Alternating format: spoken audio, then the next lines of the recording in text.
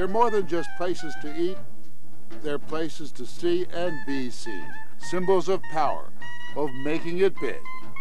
They are the legendary hangouts.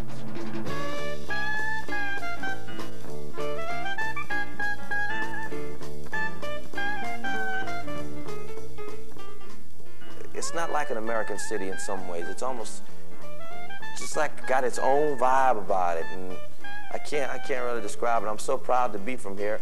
It's totally a food city. I mean, everybody's life revolves around food. And I go as often as I can. Don't ask me why. I just love it down there. It's a religion. It's a place where things stay the same. You go there, and there's a timeless quality.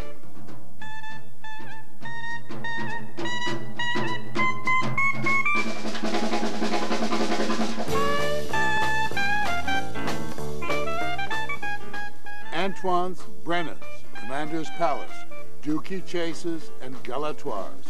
They're not just restaurants, they're the legendary hangouts of New Orleans.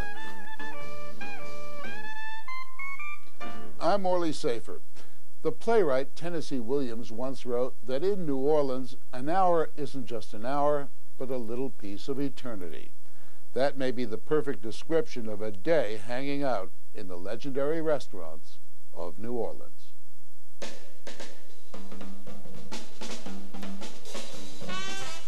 It's been called the only foreign city in America, La Nouvelle-Orléans, New Orleans.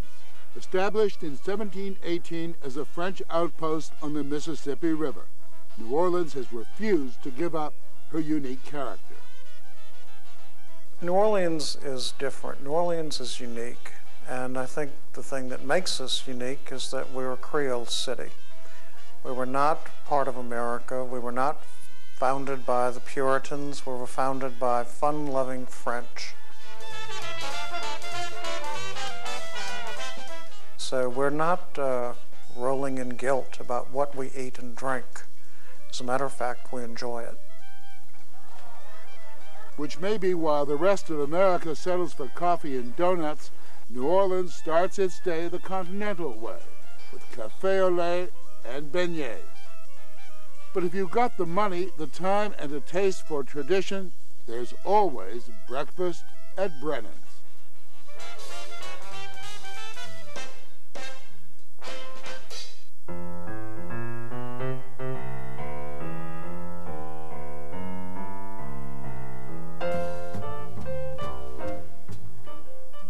Brennan's, where they start the day with a brandy milk punch, and turtle soup, and egg sardou, and ribeye steak, and bananas Foster. Well, they eat like that when they come here, and we say diets be damned. Brennan's, where breakfast is an all-day affair. Owen Brennan always knew how to start the day right, and how to shake things up in old New Orleans. His first success took place here, behind the bar of the old Absinthe House, itself a tradition dating back to 1807. Walter Pigeon, John Wayne, Barbara Stanwyck, Robert Taylor. Well, anybody that came to town usually went to the Absinthe House or to the restaurant. He was soon dubbed the Happy Irishman of the French Quarter. But Owen Brennan was hungry for better things, so he decided to open a restaurant. His initial idea, having a restaurant across the street from his bar, was really just to have a hamburger joint, have a place where his bar patrons could eat. But on the challenge from his very dear friend, Count Arnaud, who at the time owned Arnaud's restaurant, the Count started getting on him about, man, what do you know about running a restaurant? The crazy Irishman in the French Quarter? You don't have a chance. And then he told the Count, he said, well, I tell you what I'm going to do. I'm going to open a restaurant just like yours, and I'm going to put you out of business. And he almost did.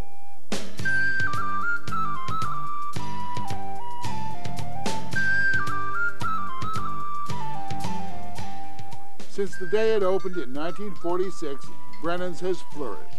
The food is superb, but the secret ingredient to its success comes from the bar. Owen Brennan knew most teetotaling tourists would turn down a cocktail at 9 a.m., so he came up with an innocent name for a decadent idea. What's called an eye-opener. And in New Orleans, you need a drink like that to get yourself ready from the night before. If you're coming to breakfast at 8 or 8:30 or 9 o'clock in the morning, you need something to open your eyes, but other than coffee. And at Brennan's, you'll want to keep them open. The restaurant has long been a romantic rendezvous for celebrities visiting New Orleans. Among them, the young Paul Newman. He and Joanne Woodward courted down here years ago, and I mean, they were good customers from when they were very young. When Newman returned decades later, he found that privacy was a little harder to come by. He called up, made a reservation, wanted to come in on a Sunday, and came through the front door, and the carriageway was full, and there was quite a scene with the ladies, etc. And he went back to his hotel, and he called us and said, you know, it's going to be rough getting through the carriageway. Can you help me? And we opened the back kitchen door for him and brought him through the back steps and put him in a private dining room upstairs. But at Brennan's, the biggest celebrity of all is on the menu, Bananas Foster.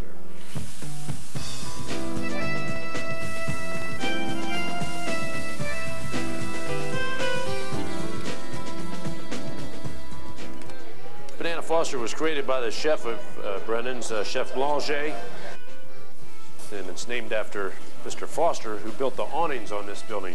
Mr. Foster was a good friend of Mr. Owen Brennan. It was actually born as a publicity stunt to showcase one of New Orleans' most profitable imports, bananas. Think of it as a banana split for grown-ups. It's become New Orleans' most imitated dish, and it's the perfect way to finish off breakfast at Brennan's, a breakfast like none other in the world. It's very gratifying. I mean, when they come here to have our breakfast, it's almost a full-day experience. It's very gratifying. But as much as you might want to linger, it's time for lunch. The line's already forming round the corner at Galatoire's, next on Legendary Hangouts.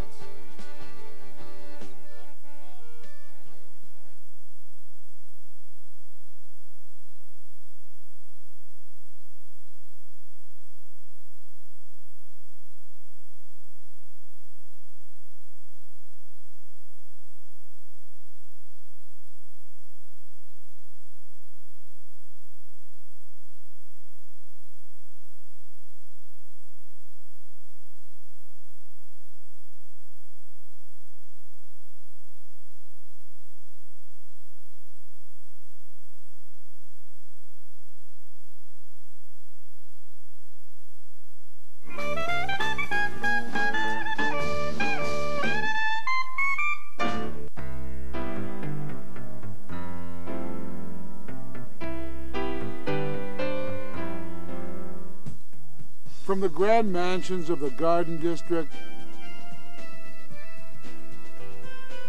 to the streetcar running down St. Charles Avenue, New Orleans is a city that lives in the past, and what a past it is. Its romance has intoxicated many a writer, among them Tennessee Williams. He spent countless hours in one of New Orleans' most legendary hangouts, Galatoire's. Williams immortalized the spot in a streetcar named Desire. He sent his legendary character Blanche Dubois there, but not everyone was invited. Look, honey, I'm taking Blanche to Galatoire's for supper tonight and then to a show because it's your poker night. How about my supper? I'm not going to Galatoire's tonight. I put your cold plate on ice. Stanley Kowalski, the young Marlon Brando, missed out on something special. Williams wrote his play in 1947, but if you walk down Bourbon Street any day at lunchtime, you'll see the past is very much alive.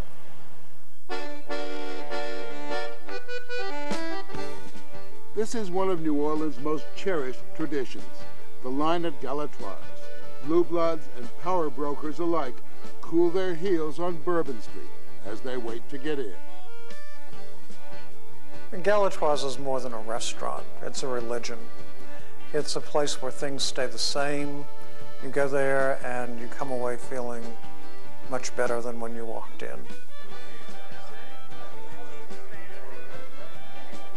For nearly 100 years, it's one of the most enduring examples of democracy in action. Even the Kingfish, Louisiana's legendary governor, Huey Long, had to wait his turn. He was in line, like many others, and somebody came into the restaurant and told my dad that he was in line. So he came in and told my Uncle Justin Galatoire, he says, I'm a very important person. I shouldn't have to wait in line. You should get me a table right away. And Justin said to him, well, sir, I know you're a very important person. Aren't you a Democrat? He said, oh, I'm a very proud Democrat. He said, well, then I know you don't mind standing in line. What could he say? If a governor had to wait, so be it. But if the president of France wanted a table at Galatoire's, couldn't he pull rank? During a visit to New Orleans in the early 60s, Charles de Gaulle was told the answer was no. President de Gaulle decided to dine elsewhere. It's a pity because this is what he missed. Classic Creole fare from Galatoire's kitchen. Creole, the authentic New Orleans cuisine, a marriage of European techniques to local ingredients. New Orleans cuisine can be hot and spicy, but it's also refined and delicate. From oysters Rockefeller to speckled trout sautéed with lump crab meat. At Galatoire's, patience has its rewards. All right, now we have Hingle? Okay. 11:30 a.m. and finally their time has come. The stampede begins. Once they've claimed their tables, they aren't going to give them up anytime soon. A good lunchtime is never less than 2 hours at Galatoire's, and 3 is ideal. But if you missed the first seating, don't despair. You'll find Galatoire has other attractions. Well, the Sazerac evolved to be called the Galatoire Special, and we make it with rye whiskey, simple syrup, Peychaud bitters, and a twist of lemon and a dash of herb scent. So when people come in and say, give me a famous New Orleans drink, we give them a Galatoire Special, and they love it. Well, Galatoire's is one of the best bars in town, if not the best. The waiters mix really stiff drinks, and when you go there, you have a very pleasant cocktail time, preparing for the food. Well, you got to break your bread with your hands and make a mess. The bigger the mess, the more I know you enjoy it. And when you do sit down, don't bother looking at the menu. At Galatoire's, the waiters know best. It's kind of like when you go, you almost don't look at the menu, you know. We tell them what's really outstanding. You can go to the menu, everything's good on the menu. But we kind of like, well, the red snapper just come in, or the speckled trout from the Gulf. That soft-shell crab still playing the piano. Fried or sauté, a little crab meat on top. But decades ago, Galatoire waiters accommodated their customers in a very different way. These second-floor dining rooms have been closed since World War II, but once upon a time, they were a refuge for people who had a secret to keep. They had private rooms in the restaurant. Just a few small ones. Yeah, they tell me some going on was up there, you know. Yes, private rooms. Well, they weren't responsible if they closed the door. In the South, old traditions die hard. It may be difficult to believe now, but in the early 1900s, fraternizing between unmarried men and women was not allowed without a chaperone, except, of course, upstairs at Galatoire's. Customers prized the intimacy of these rooms, and perhaps even more, the discretion of their waiters. Touche, eh? The tip would be bigger, naturally. Of course, times have changed, but lunch and life at Galatoire's are timeless. It's a different world, and it's a very pleasant world. It's not a place we can stay, but it's very nice to visit. Bon appetit. Next, we dine with a New Orleans legend who improvised on the stage and in the kitchen.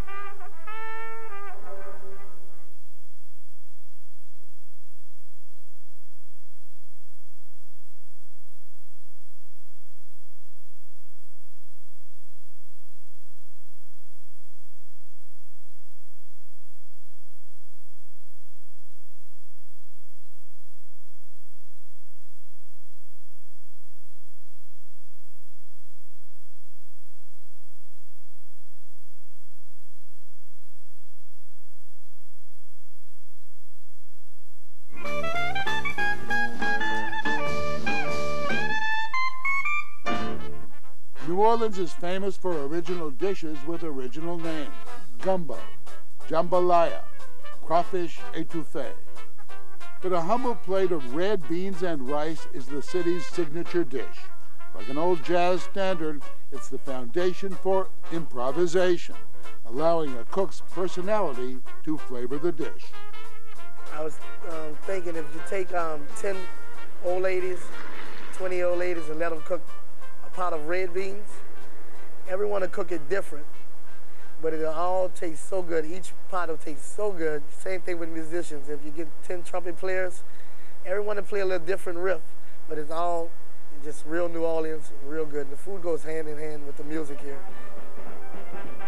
That's why when Louis Armstrong carried the New Orleans sound to the world, he also carried the legacy of his city's beloved dish. He affectionately signed letters to friends, "Red beans and ricely yours, Louis Armstrong."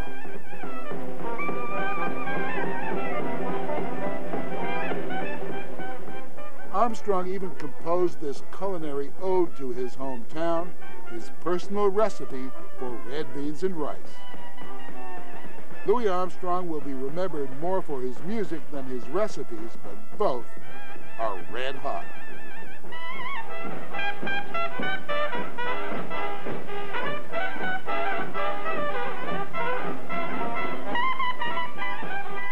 Just a few steps from Armstrong's old neighborhood, they're still cooking with jazz, here at Dookie Chase's.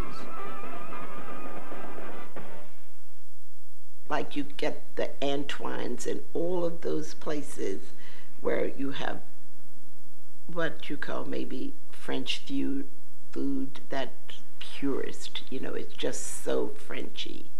It's just like going to a symphony. Okay, you go to the symphony and you hear this beautiful music, and it's just then you get a jazz musician and he listens to that, and there comes the improvisation. You pull it loose and you add a few little notes there, and you take a few out here, and you add that. Same thing with your food. You improvise and you make it your own thing. New Orleans' oldest black-owned restaurant is all about improvisation. In 1941, Edgar Dookie Chase needed a break. He was getting an ulcer from going door to door selling 5-cent lottery tickets. His wife Emily had an idea. She'd open her kitchen and offer sandwiches while Dookie sat and sold his lottery tickets. It was a homegrown affair. It had to be. There was really no place black people had to eat. You know, a restaurant as you know it, as you see it set up now, didn't have that in the black community, because black people did not eat out. They ate in their homes. If you came to visit, they entertained you in their homes, and they took pride in preparing food. By the late 40s, more and more blacks had the money and the desire to dine out, but they were excluded from the all-white restaurants of segregated New Orleans.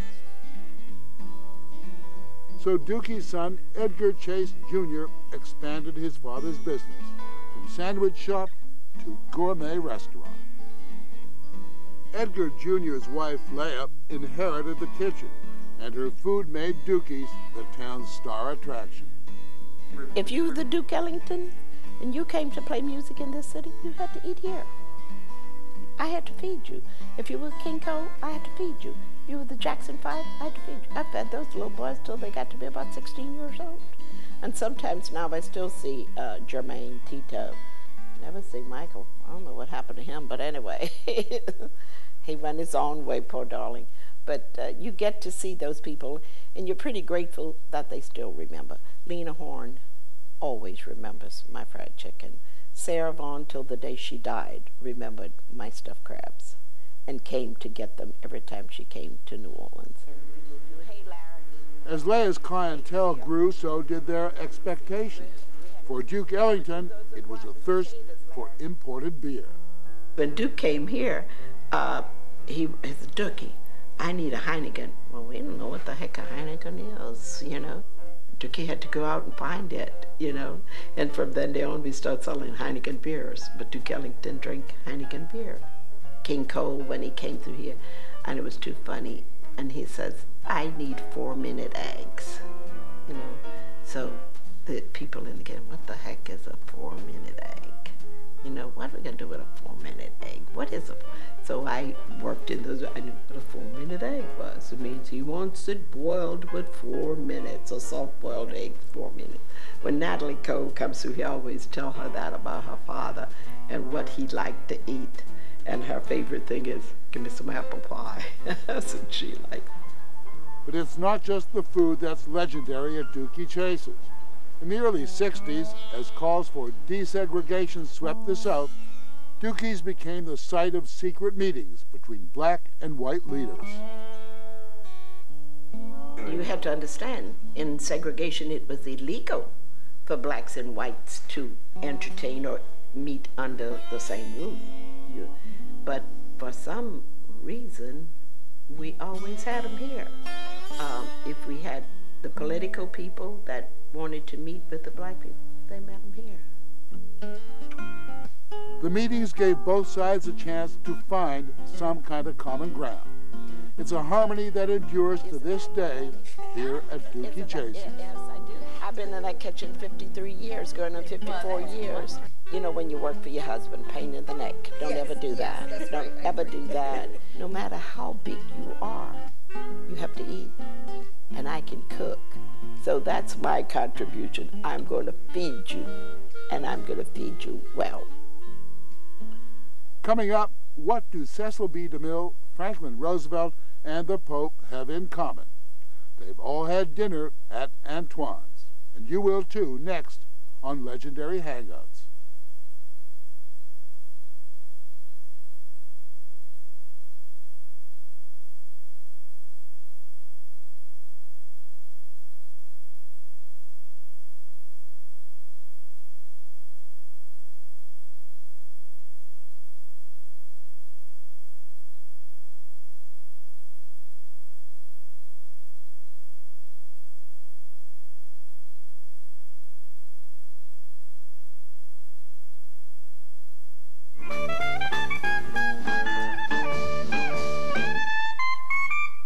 It was, of all things, this 1947 mystery, Dinner at Antoine's, that spread New Orleans' gospel of good food to the rest of America.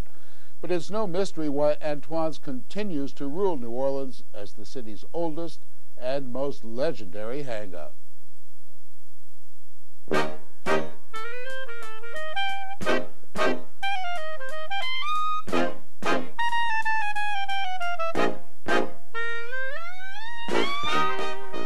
You'll see this date written everywhere at Antoine's, 1840. It's the year a young French chef, Antoine Alciator, opened a modest guest house in New Orleans. To drum up customers, Antoine would stalk the riverfront, extolling the virtues of his menu.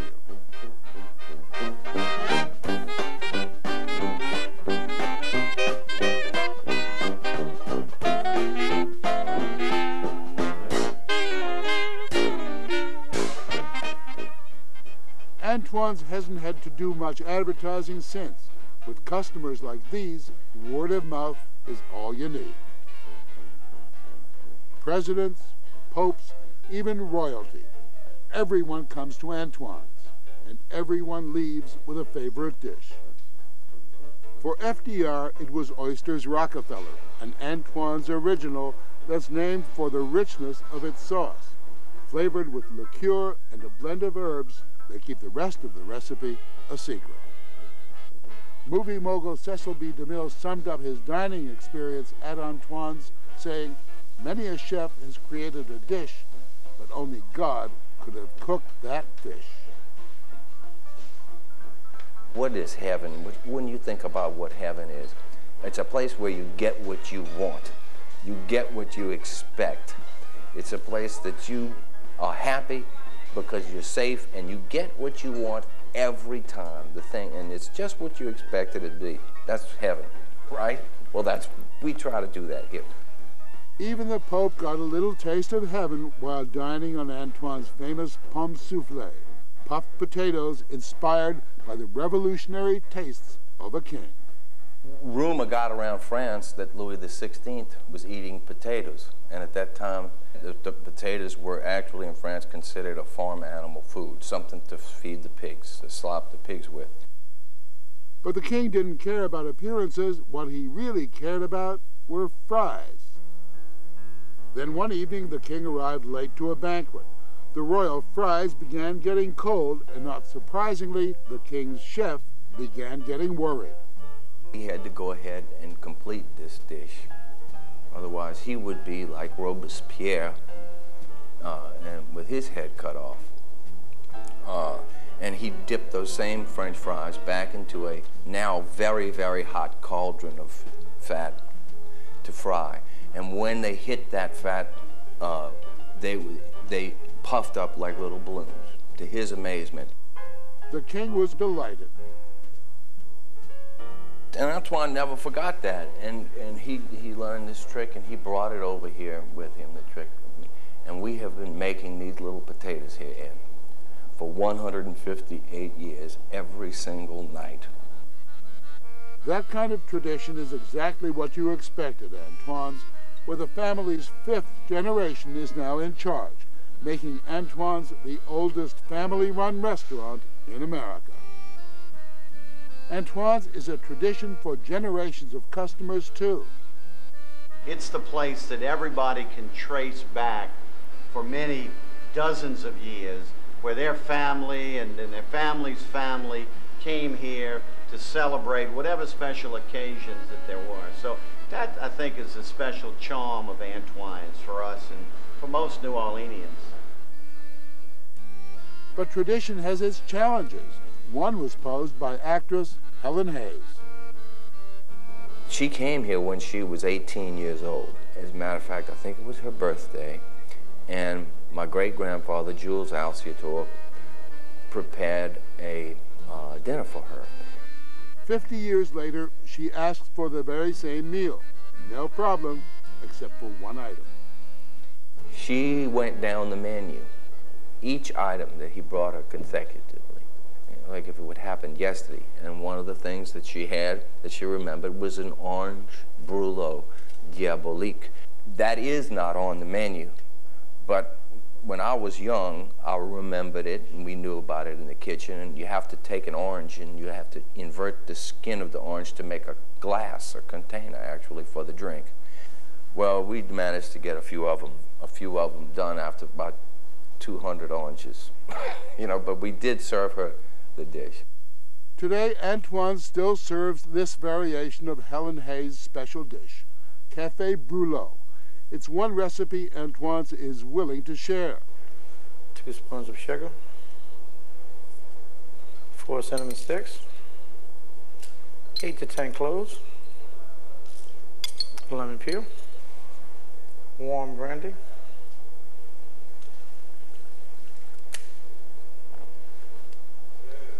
2 to 3 cups of coffee, Café Brûlot. Dinner is over, but the night's still young. A party fit for a king. Next, Mardi Gras on Legendary Hangouts.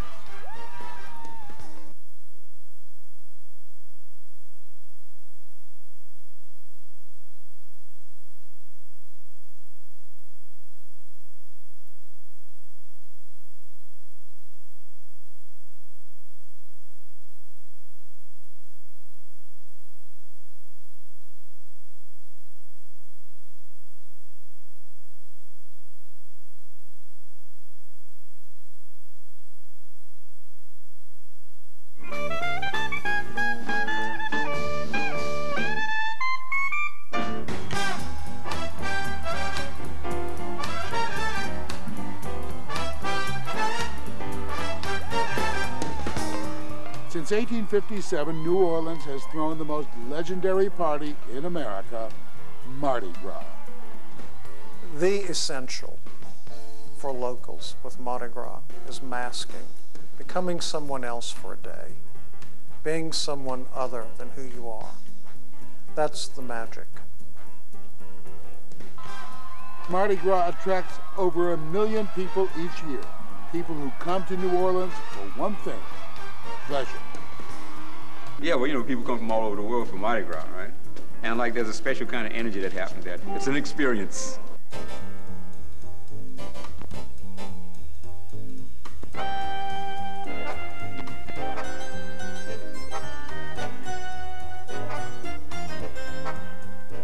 Since 1949, when Louis Armstrong made his homecoming as king of the Zulu Parade, celebrities have come to rule New Orleans at Mardi Gras, riding high on their floats, tossing favors to the crowd below, playing king for a day. Mardi Gras is not just a party. Mardi Gras is not just a lot of parades. It's an event. To be included in it on any level is a great honor. To be riding in it is great. And to be asked to be the king of this parade, people from outside of New Orleans who may not understand Mardi Gras, to be the king of a parade is the greatest honor a New Orleanian can have. But they're not the only royalty that's made a splash at Mardi Gras. Back in 1950, the Duke and Duchess of Windsor couldn't help but join in the fun. They review the parade of Rex, King of Carnival and Lord of Misrule. Joining in the jolly spirit, they catch favors from passing floats and from the delirious crowds of revelers. 50 years later, crowds still clamor for their trinkets. These pearl necklaces may be fakes, but another Mardi Gras prize is the real thing. Oysters on the half shell. Shucking and jiving. You're shucking the oysters and you're jiving with the customers. In New Orleans, oyster shucking is almost an art form. A pro can shuck some 50 oysters in 5 minutes. As for jiving, most of the customers are too busy for idle conversation. Of course, for some folks, there's only one oyster worth eating during Mardi Gras. Oysters Rockefeller. And that means going to one of the elite parties at Antoine's.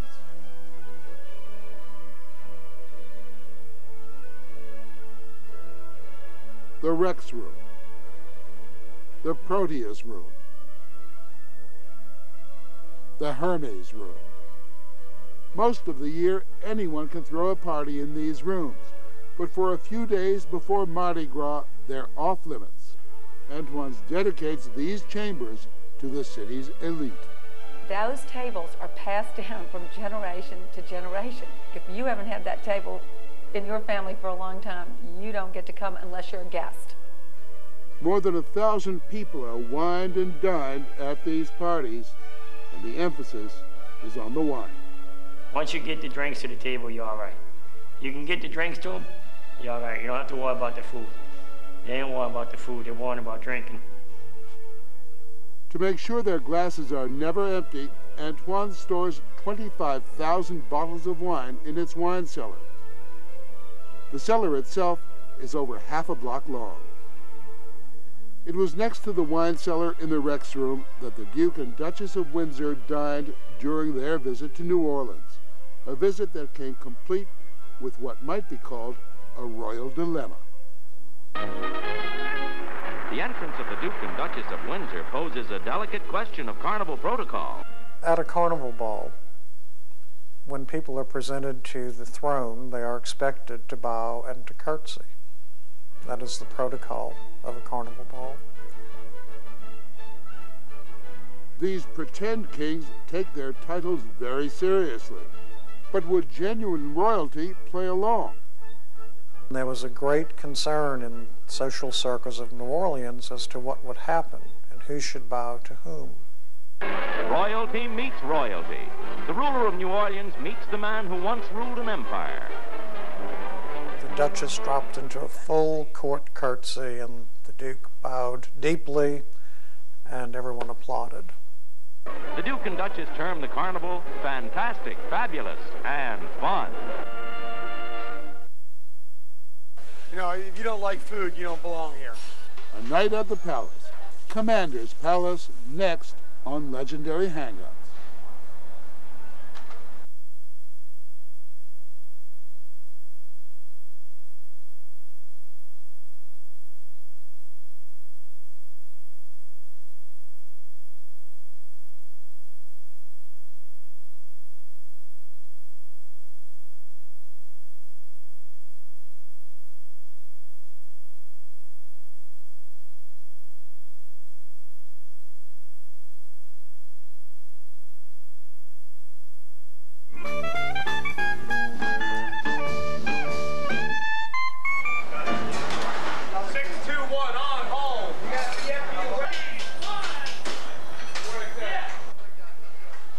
most restaurants, the table closest to the kitchen is the worst in the house. But at Commander's Palace, the best table in the house is in the kitchen. We have one chef's table that is right smack in the middle of the kitchen, and people beg and make reservations months in advance for that table. And if you can't take the heat, don't get out of the kitchen. Just loosen your tie and take in the show.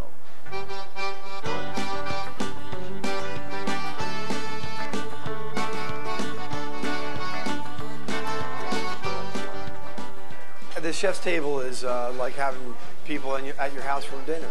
It's the same as if they were coming over and having a little dinner party.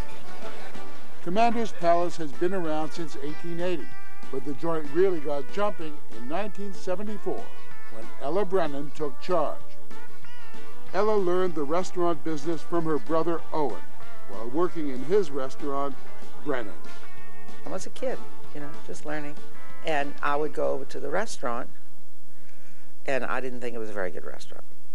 And my brother said to me, well, why don't you go do something about it? She did. And when Owen Brennan died at age 45, Ella assumed the helm. But by the early 70s, Owen's sons were ready to inherit their father's restaurant. Forced to start over again at Commander's Palace, Ella Brennan found herself down, but not out. Well, first I cried because I didn't like the restaurant. I didn't like the way it looked. I didn't like the kitchen. I didn't like a lot of things about it. And so after I cried, we said, okay, let's go to work. And my whole family, 5 of us, went full blast. Finally, we were all here all the time, and we finally said, okay, now we have to make a schedule. This is crazy. So we started making a schedule, and the staff started calling us the BOD, meaning the Brennan on duty. Just about everything was a family affair, except the chef. Chefs were hard to find. I mean, you do realize that the restaurant business didn't start the way it is today. I mean, it was mom and pops. There weren't no culinary schools. You just didn't reach out there and find somebody. You can find all the cooks you wanted, but to find somebody who could take a restaurant up was hard to find. But Ella's first find wouldn't just get her restaurant going. His unique brand of Cajun cooking would set the whole country's taste buds on fire. Her discovery, Paul Prudhomme. I guess we were the beginning of the Cajun craze, which I didn't want to be. As much as I love Cajun cooking, I mean, this is New Orleans. We wanted to be Creole, so I'm changing Paul as rapidly as I can into a Creole. And so that was a lot of fun. We had many, many, many hours of great fun together. She was able to explain to me that you can take as much pleasure and pride in making a great bottom line as you can serving a great dish of food. And I realized that if I did that, and we did it together, and I learned from her, but I realized that it would perpetuate what I was doing, and it would let me expand to reach more people. Welcome to my kitchen. Ella Brennan had created a star, but when Prudhomme was ready to set out on his own, Ella had to start over, and once again, good help was hard to find. Bam! Just like that! Ella took a chance on an inexperienced but charming New England chef named Emeril Lagasse. At first, he seemed like the perfect choice. A man in the restaurant industry called me on the phone, and he said, I understand you've hired Emeril Lagasse. And I said, yes. And he said, well, he's great with people, but he can't cook. And you go like that, you pour it in, get him chocolate sauce like that, bam! We get up in the morning, we decide, are you worrying today? Okay, I'm not going to worry, I'm going to go work. And this went on until we got Emeril in here, and then things just went along very well. Ba-bam! Just like that, ba-bam! Just like that, ba-bam! And just like that, Ella realized she had another superstar at the stove. But first, she added a little seasoning. We had to Creolize him. He was from Fall River, Massachusetts, and we had to make him into a Creole cook, and his name was Lagasse, and I immediately called him Lagasse, and made a Frenchman out of him. We are, for the most part, what we call foodies. I am a foodie. Ella Brennan is a foodie. A foodie is a person that loves food, that thinks food, that dreams of food, that reads about food, that is just constantly surrounded and wanting to be surrounded by food. Greg over here. Emeril Lagasse's showmanship added a new dimension to Commander's Palace. And when he left for TV stardom, Emeril anointed his right-hand man, Jamie Shannon, as heir. I was bummed out when Emeril was leaving, even though I was chef, because him and I, man, we had so much fun at work. He's a fun guy to work with, man. He'd make you laugh, and he'd work hard, very talented, and man, he'd make you crack up laughing. Shannon took Emeril's success and ran with it. See, the atmosphere is good in here, but the service isn't like the dining room. I usually always tell everybody that. And with another star in the kitchen, Ella and family decided they might as well let everyone in on the fun. When people sit down at the chef's table, they get what we give them. It's like 7 courses, you know. We might give them foie gras today with corn bellinis and sunny side up quail eggs. We'll give them local crab, jumbo lump crab meat with some chanterelle mushrooms that one of my sous chefs went and picked. And we're doing that with a Dan Duckhorn vermouth. We're doing a dessert bomb, and it might be 6, 7, 8, 9, 10 desserts sometimes. We've done it up to 12. There's a melange of different things that you're going to get every night at the chef's table. It's just a major show. The chef's table is a blast. It's places like this that have added spice to American taste from coast to coast. Oh, it was a good night. We had a lot of fun, you know. Every day something's got to fall and hit the floor. If we shook it up, that wasn't our intention. It was our goal just to do this. And I always say we can't necessarily affect what goes on outside these 4 walls, but we sure as can affect what goes on inside. And that is the thing that we spend our days doing. New Orleans, steeped in its wonderfully wicked history, manages to reinvent itself every generation. The beat goes on. For Legendary Hangouts, I'm Morley Safer.